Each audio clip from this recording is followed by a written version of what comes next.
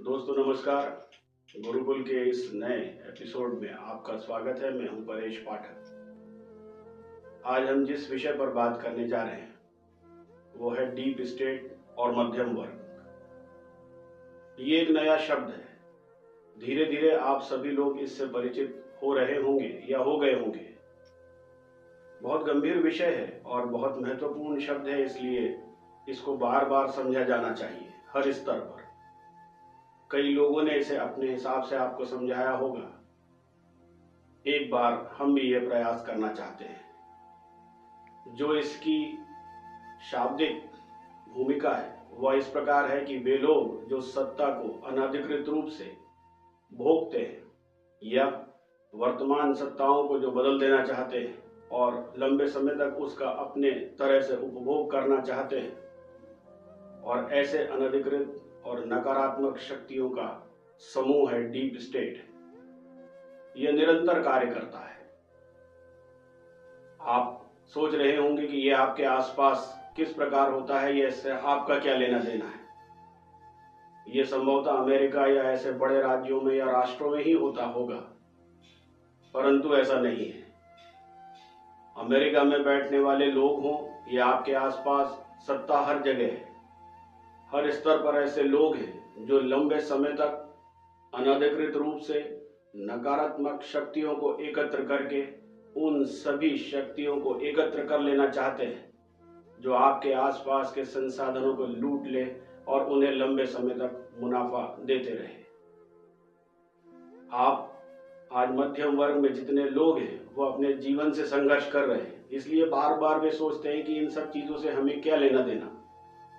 लेकिन सच्चाई इससे ठीक उल्टी है। साल में एक बार जब आपको बताया जाता है कि कुछ चीजें महंगी हो गई या कुछ चीजें सस्ती हो गई, तब आपकी समझ में नहीं आता है। आप याद कीजिए वर्षों वर्ष के वे साल जब इनकम टैक्स की छूट मध्यम वर्ग के लोगों के लिए बढ़ नहीं रही थी। अब वह 12 लाख तक की आय के लोगों के लिए शून्य हो गई है। यह आयकर की दर इस बार बढ़ी। यह संभवतः पहले कभी 10 साल 20 साल पहले सोची नहीं जा सकती थी। वापस आते हैं डीप स्टेट पे। वे लोग जो आपके आसपास जमीनों पे कब्जा कर रहे हैं, वे लोग जो आपके आसपास सड़कें और पुल बना रहे हैं, वे लोग जो इस प्रकार के कामों को करने के लिए एक सत्ता का केंद्र बना लेते हैं, और यह समानांतर सत्ता उन लोगों को दूर करती जाती है जो इसमें बेहतर कार्य करना चाहते हैं, वे ही डीप स्टेट के लोग हैं। अचानक आप देखेंगे कि सरकारी जमीनों पे कब्जा होने लगा है। अचानक आप देखेंगे कि प्राइवेट जमीनों पर वक्फ बोर्ड जैसे तमाम संगठनों के बोर्ड लग गए हैं। आप कभी देखेंगे कि कहीं दरगाह बन गई है या कहीं मस्जिद खड़ी हो गई है या कई इस प्रकार के अनधिकृत कार्य होने लगे हैं, लेकिन उन्हें रोकने वाला कोई नहीं है। ये सभी लोग डीप स्टेट से जुड़े हुए लोग हैं। इन्होंने समाज को कब्जे में कर रखा है। हम सबको यह समझना चाहिए कि ये हमारे समाज के लिए कोड है। आपको याद होगा कि किस प्रकार मनमोहन सिंह जी जब प्रधानमंत्री थे तो 10 वर्ष तक सत्ता की चाबी सोनिया गांधी जी के हाथ में थी, या पिछले 2 वर्षों में पंजाब की चाबी किस प्रकार केजरीवाल और राघव चड्ढा जी के हाथ में है। ये सभी लोग क्यों सत्ता पे नियंत्रण करना चाहते हैं और उन लोगों के अधिकारों को वंचित करना चाहते हैं जिन्होंने जनता की सेवा की है और वे चुन कर आए। इनका उद्देश्य क्या है? इसी प्रकार आपके आसपास चुने हुए प्रतिनिधियों के समानांतर जो सरकार चला रहे हैं वे डीप स्टेट के लोग हैं। सबसे महत्वपूर्ण होता है डीप स्टेट का गुप्त नेटवर्क। कौन लोग होते हैं ये और किस प्रकार कार्य करते हैं, ये समझना बड़ा कठिन है। इसमें होते हैं कुछ व्यापारी, कुछ समाजसेवी, कुछ पत्रकार और कुछ बुद्धिजीवी, और अंत में होते हैं इन सब का उपभोग करने और करवाने वाले बड़े अफसर और राजनीतिज्ञ। ये सभी मिलाकर एक बड़ा नेक्सस तैयार करते हैं, बड़ी दूरगामी योजनाएं। एक बड़ी सड़क बननी है जिसमें 20 साल तक लोगों से पैसा वसूला जाएगा, उसकी कीमत आज ही कई गुना ज्यादा बनाकर तैयार कर दी जाती है। आज भी फायदा और 20 साल तक का फायदा। आपको सिर्फ ये दिखाई देता है कि आपके क्षेत्र में सड़क बना दी गई है, आप उसमें खुश हैं, उसकी कीमत का अंदाजा आपको नहीं है। इसी प्रकार आप देखते हैं कि अचानक बहुत से लोगों की नौकरियां लग गई हैं, लेकिन वे नौकरियां जिन्हें आप संविदा के रूप में जानते हैं या टेम्पररी के रूप में जानते हैं, इन लोगों के पीछे होने वाले खेल संभवतः आपकी समझ में नहीं आते। कुछ लोगों को छोड़कर बाकी ये सिर्फ अपने अपनों को भर लेने का एक नया रास्ता है, ताकि सरकारी नौकरियों की जिम्मेदारियों से भी बचा जा सके, कोई जवाबदारी भी ना हो और आवश्यकता पड़ने पर इन्हें आसानी से अंदर और बाहर किया जा सके। खनन और ऐसे तमाम कारोबार जो संसाधनों के लूट के लिए बने हैं, इनका मुख्य धंधा है। दूसरा, जब इनके पास महत्वपूर्ण कोई कार्य नहीं होता तो यह दंगे भी कराते हैं। वो सभी लोग जो इनके साथ में जुड़े हैं, वे नैरेटिव बनाने का काम करते हैं और आपको सिर्फ चैनलों पे ये दिखाई देता है कि आज ये क्या घटा, ये क्यों घटा, ये हम नहीं समझ पाते, क्योंकि इनके क्यों का सवाल जब तक आज की सत्ताधारी पार्टी या आपसे जुड़ी हुई पार्टी इसके हल को खोजती है, जब तक ये एक नया नैरेटिव और एक नई घटना को अंजाम दे चुके होते हैं। नेटवर्क और कार्यशैली से भी बड़ा होता है इनका एजेंडा।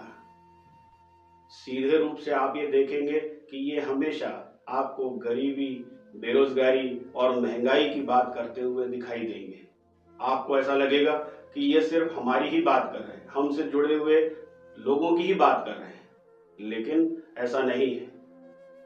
बहुत से इनमें से ऐसे लोग भी हैं जो अपने समय में सत्ता में बहुत लंबे समय तक रहे हैं। इन्होंने कभी बेरोजगारी, महंगाई पे कोई काम नहीं किया, न कभी बेरोजगारी हटी न गरीबी हटी, लेकिन आज ये इनका प्रिय शगल है। इसी में भारत में अगर आप हैं तो आप ये देखेंगे कि ये आपको धर्म और जातियों पर बात करते हुए दिखाई देंगे। ये पत्रकार, ये बुद्धिजीवी, ये समाज सेवी और ये राजनेता बहुत लंबी प्लानिंग करके आते हैं। कौन किससे जुड़ा हुआ है यह भी समझ पाना अत्यंत कठिन होता है।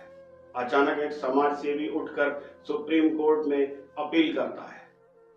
सुप्रीम कोर्ट जो वैसे तो हजारों केसेस को रद्दी में पड़ा रहने देता है, आधी रात को उठकर उसकी सुनवाई भी करता है और फिर उसके बाद में वो तुरंत एक ऐसा निर्णय देता है जिससे पूरा देश चौंक जाता है।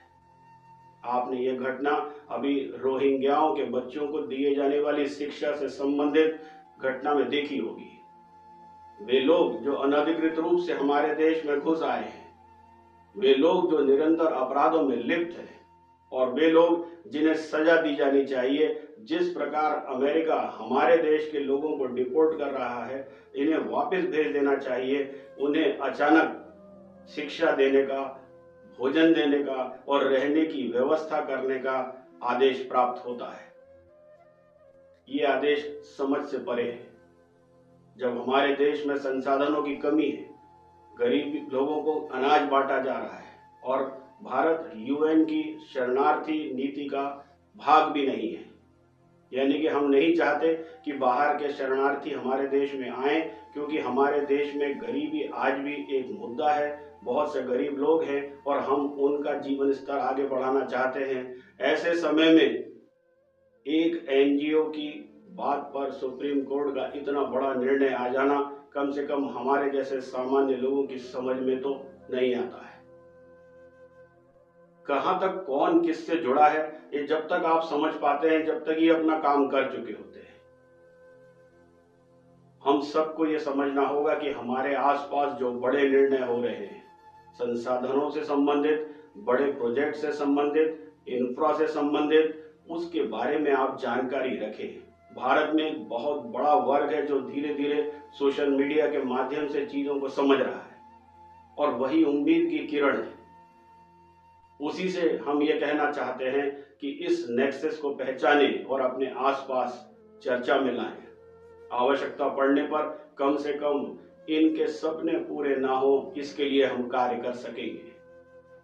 आइए इस नेक्सस को तोड़ने का काम करें और इस पर हम सिलसिलेवार रूप से चर्चा करें।